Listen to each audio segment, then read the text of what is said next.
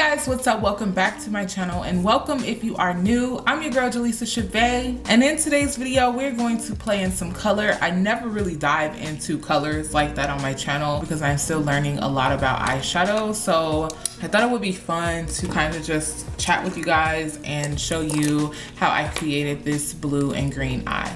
So we're just going to jump right into it. I'm going in with the James Charles Morphe palette, and I'm going to apply Playground in the crease. I'm also going to slowly work that shade up to the brow. I'm making sure I'm really packing it on to get that nice vibrant blue.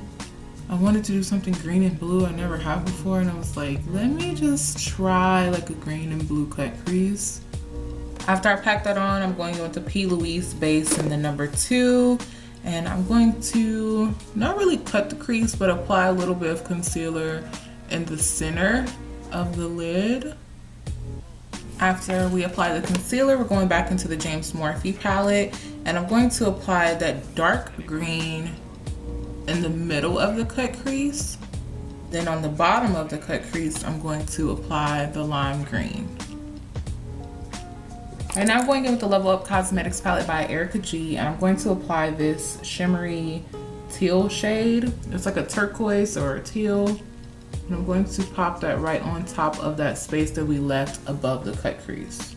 I'm going to take the Nyx Glitter Glue, and we're going to pop just a little bit of this on the outer corner of the cut crease. I'm gonna take some chunky glitter. I have a link in the description box for my glitters, and you're just going to pop that on. And I want glitter, but not too much, so I'm just popping it on the outside.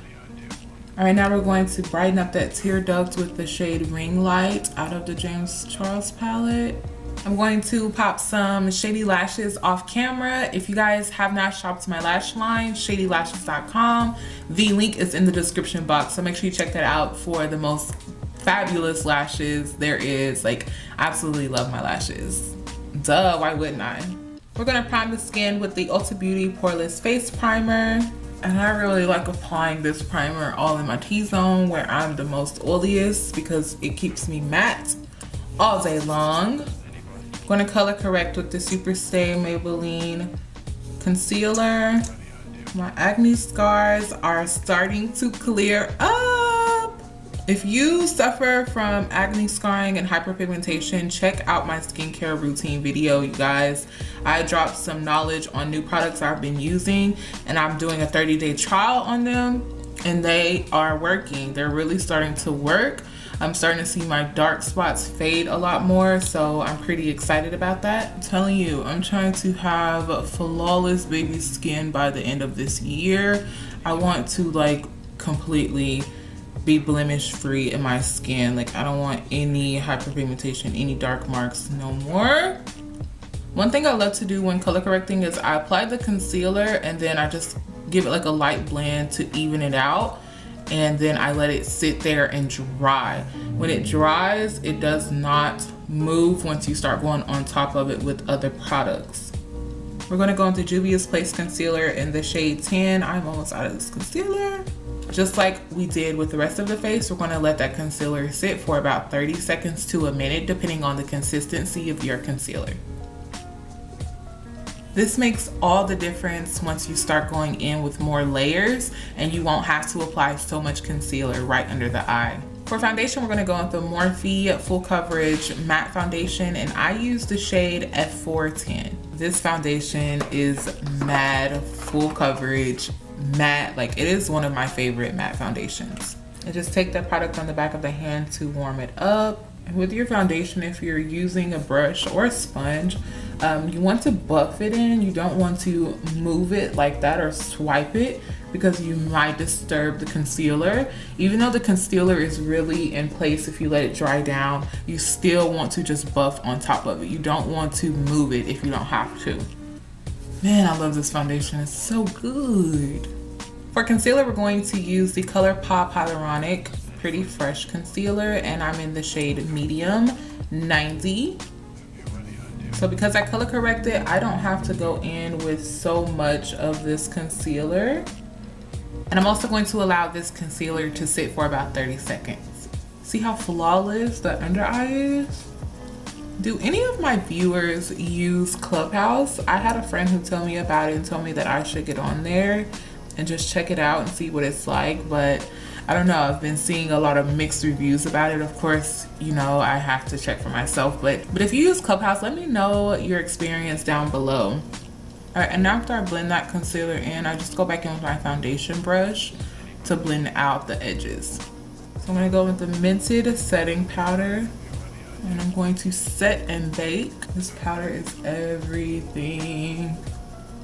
And if you're not going to take the time to cream contour, you definitely want to set your contour with a little bit of setting powder so that when you go on with top of your contouring and bronzing powders, it does not disturb the product. So it's best to set it. I'm going to bronze with the Fenty Beauty Bronzer in Caramel Cutie. For contour, I'm using the NYX Matte But Not Flat powder. And for blush, we're going to use the MAC Jeremy Scott Cheeky palette. This blush is so pretty and pigmented, y'all. All right, blush and contour is out the way. We're going to go in with the e.l.f. Sheer Tint finishing powder. I'm just going to brush our bake away. This gives it an extra set and it also brightens it up a little bit more. All right, so I forgot I had to do my under eye. So what I'm gonna do to make sure none of my fallout gets on my under eye, I'm going in with a small brush and I'm going to apply a thick layer of powder right under the eye to catch any fallout. I'm gonna go in with my Level Up Cosmetics palette. First, I'm going to start off with a dark brown shade. And then I'm using the matte green shade. The pigment in this palette is unbelievable.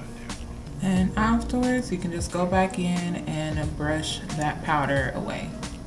All right, and we're going to set the face with the e.l.f. Oil Control Primer Mist. When it's about 90% dry, you want to go in with your beauty blender and press it into the skin. You want to stay in that MAC palette to highlight. This highlighter is so pretty.